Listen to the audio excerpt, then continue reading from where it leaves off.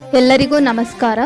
ಈ ವಿಡಿಯೋದಲ್ಲಿ ನಾವು ನೂರಾರು ವರ್ಷಗಳ ಇತಿಹಾಸವುಳ್ಳ 2 ದೇವಾಲಯಗಳ ಬಗ್ಗೆ ತಿಳಿದುಕೊಳ್ಳೋಣ ಮತ್ತು ಹನುಮಂತನ ದರ್ಶನಕ್ಕೂ ಮುನ್ನ ನರಸಿಂಹಸ್ವಾಮಿಯ ದರ್ಶನವನ್ನು ಏಕೆ ಮಾಡಬೇಕು ಎಂಬ ಕುತೂಹಲಕಾರಿ ವಿಷಯಗಳನ್ನು ಕೂಡ ತಿಳಿದುಕೊಳ್ಳೋಣ.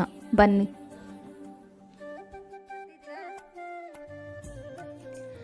ನಾವು ಪಾವಗಡ ಟೌನ್ ವಾಸಿಗಳಾಗಿದ್ದು ನಾವುಗಳು ನೆರೆ ರಾಷ್ಟ್ರವಾದ ಆಂಧ್ರ ಪ್ರದೇಶದ ಶ್ರೀ ಸತ್ಯಸಾಯಿ ಜಿಲ್ಲೆಯ ಮಡಶಿರಾ ತಾಲೂಕಿನ ಭಕ್ತರಹಳ್ಳಿ ಶ್ರೀ ಲಕ್ಷ್ಮೀ ನರಸಿಂಹಸ್ವಾಮಿ ದೇವಸ್ಥಾನಕ್ಕೆ ಮತ್ತು ಜಿಲ್ಲಡಗುಂಟೆ ಶ್ರೀ ಆಂಜನೇಯ ಸ್ವಾಮಿ ದೇವಸ್ಥಾನಕ್ಕೆ ಹೋಗಿದ್ದೆವು.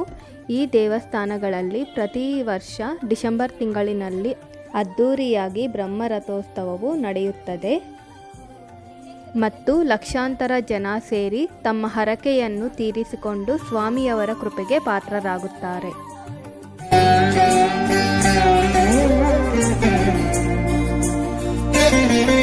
ನೀವು ನೋಡುತ್ತಿರುವ ಹಾಗೆ ನಾವು ಈಗ ಶ್ರೀ ಲಕ್ಷ್ಮೀ ನರಸಿಂಹಸ್ವಾಮಿಯ ದೇವಸ್ಥಾನವನ್ನು ತಲುಪಿದ್ದೇವೆ.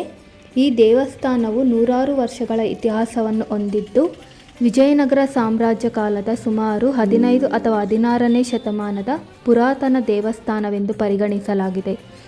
ಸ್ಥಳೀಯರ ಪ್ರಕಾರ ಇಲ್ಲಿರುವ ನರಸಿಂಹಸ್ವಾಮಿಯ ವಿಗ್ರಹವು ಬಹಳ ಶಕ್ತಿಶಾಲಿಯಾಗಿದ್ದು ಭಕ್ತರ ಕಷ್ಟಗಳನ್ನು ಪರಿಹರಿಸುವ ವರದಾಯಕ ಎಂದು ಪ್ರಸಿದ್ಧಿಯಾಗಿದೆ. ಈ ದೇವಾಲಯದ ಪ್ರಾಮುಖ್ಯತೆ ಏನೆಂದರೆ ಇದು ಪಾವಗಡ ತಾಲೂಕಿನ ಸಮೀಪವಿರುವುದರಿಂದ ಕರ್ನಾಟಕದ ಭಕ್ತರಿಗೂ ಇದು ಅತ್ಯಂತ ಪವಿತ್ರವಾದ ಸ್ಥಳವಾಗಿದೆ. ಈ ದೇವಸ್ಥಾನವು ಸಾಂಪ್ರದಾಯಿಕ ದ್ರಾವಿಡ ಶೈಲಿಯ ವಾಸ್ತುಶಿಲ್ಪವನ್ನು ಹೊಂದಿದ್ದು ಶಾಂತಿಯುತವಾದ ಪರಿಸರದಲ್ಲಿದೆ. ಇಲ್ಲಿ ಪ್ರತಿ ವರ್ಷ ಡಿಸೆಂಬರ್ ತಿಂಗಳಿನಲ್ಲಿ ಅದ್ಧೂರಿಯಾಗಿ ಜಾತ್ರೆ ನಡೆಯುತ್ತದೆ. ನೀವು ನೋಡುತ್ತಿರುವ ಹಾಗೆ ಇಲ್ಲಿ ನೂರಾರು ಸಂಖ್ಯೆಯಲ್ಲಿ ಜನರು ಆಗಮಿಸಿದ್ದಾರೆ ದೇವರ ದರ್ಶನ ಮಾಡಿಕೊಳ್ಳಲು.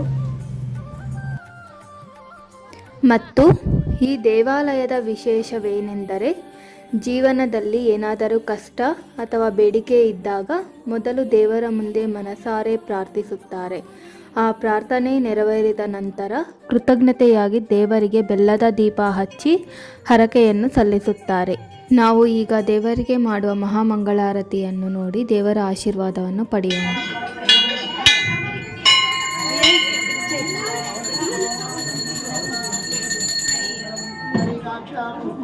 ಜಯ ಲಕ್ಷ್ಮೀ ರಮಣ ಗೋವಿಂದ.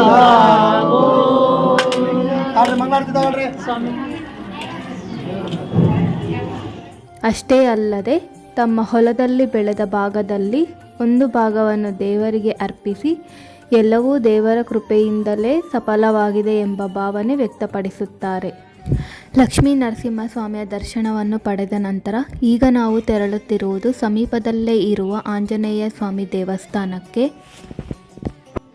ಇಲ್ಲಿ ಜಾತ್ರೆ ನಡೆದ ಕಾರಣಕ್ಕೆ ದೇವಾಲಯದ ಆವರಣವು ಭಕ್ತರಿಂದ ತುಂಬಿ ತುಳುಕುತ್ತಿದೆ ಮತ್ತು ದೇವಸ್ಥಾನದ ಸುತ್ತಮುತ್ತ ಅನೇಕ ಪುಟ್ಟ ಅಂಗಡಿಗಳನ್ನು ತೆರೆಯಲಾಗುತ್ತವೆ. ಪೂಜಾ ಸಾಮಗ್ರಿಗಳು, ಹೂವುಗಳು, ಹಣ್ಣುಗಳು, ಪ್ರಸಾದ ಮತ್ತು ಮಕ್ಕಳಿಗೆ ಬೇಕಾದ ಆಟಿಕೆಗಳು ಕೂಡ ಇಲ್ಲಿ ಲಭ್ಯವಿರುತ್ತವೆ.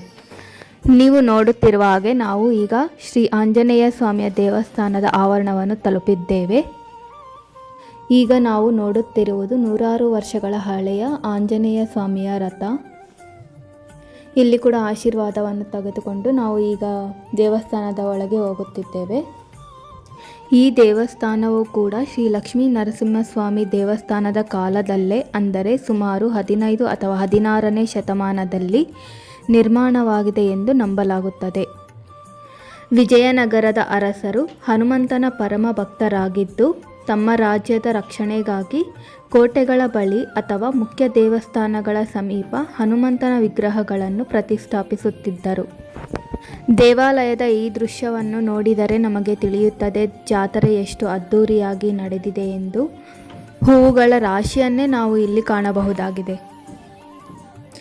ಮತ್ತು ನಾನು ಈ ವಿಡಿಯೋದಲ್ಲಿ ಮೊದಲು ಹೇಳಿರುವ ಹಾಗೆ ಈ ದೇವಸ್ಥಾನಕ್ಕೆ ಭೇಟಿ ನೀಡುವ ಮುನ್ನ ನರಸಿಂಹಸ್ವಾಮಿಯ ದರ್ಶನ ಪಡೆಯುವುದು ಕಡ್ಡಾಯ. ಯಾಕೆ ಗೊತ್ತಾ? ಹನುಮಂತನು ನರಸಿಂಹಸ್ವಾಮಿಯ ಪರಮ ಭಕ್ತ ಹಾಗೂ ಸ್ವಾಮಿಯ ಉಗ್ರತೆಯನ್ನು ತಣಿಸಲು ಮತ್ತು ಭಕ್ತರಿಗೆ ರಕ್ಷಣೆ ನೀಡುವ ಹನುಮಂತ ಇಲ್ಲಿ ನೆಲೆಸಿದ್ದಾನೆ ಎಂದು ಹೇಳಲಾಗುತ್ತದೆ. ಮತ್ತು ನರಸಿಂಹಸ್ವಾಮಿಯ ಆಜ್ಞೆ ಇಲ್ಲದೆ ಹನುಮಂತನ ಅನುಗ್ರಹ ಸಿಗದು ಎಂಬುದು ಇಲ್ಲಿನ ಹಿರಿಯರ ಮಾತು.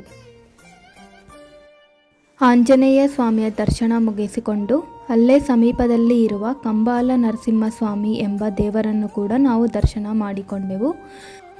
ಒಟ್ಟಾರೆ ಭಕ್ತಿಭಾವದ ಜೊತೆಗೆ ಜಾತ್ರೆಯ ಸಂಭ್ರಮವೂ ಸೇರಿ ಈ ಸ್ಥಳವು ದೇವಾಲಯ ಮಾತ್ರವಲ್ಲದೆ ಒಂದು ಆಧ್ಯಾತ್ಮಿಕ ಉತ್ಸವದ ಕೇಂದ್ರವಾಗಿದೆ. ಪುರಾತನ ದೇವಸ್ಥಾನಗಳನ್ನು ನೋಡುವುದು ನಿಮಗೆ ಇಷ್ಟವಿದ್ದರೆ ಒಮ್ಮೆಯಾದರೂ ಭಕ್ತರಹಳ್ಳಿ ಮತ್ತು ಜಿಲ್ಲಡುಗುಂಟೆ ದೇವಸ್ಥಾನಗಳಿಗೆ ಭೇಟಿ ನೀಡಿ ದೇವರ ಕೃಪೆಗೆ ಪಾತ್ರರಾಗಿ. ಮುಂದಿನ ವಿಡಿಯೋದಲ್ಲಿ ಸಮೀಪದಲ್ಲೇ ಇರುವ ಮತ್ತೊಂದು ಪುರಾತನ ನರಸಿಂಹಸ್ವಾಮಿಯ ದೇವಸ್ಥಾನದ ಬಗ್ಗೆ ತಿಳಿದುಕೊಳ್ಳೋಣ. ಧನ್ಯವಾದಗಳು.